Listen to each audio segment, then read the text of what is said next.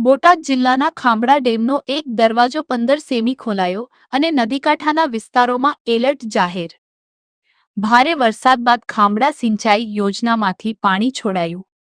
Botad collector Harshad વોરાએ ડેમની લીધી મુલાકાત. કલેક્ટરે ડેમમાં કેટલી આવક છે, કેટલું પાણી છોડાયું તે બાબતે માહિતી મેળવી. ખાંભડા ડેમમાંથી પાણી છોડાતા નીચાણવાળા વિસ્તારોના લોકોને સાવચેત રહેવા અપીલ.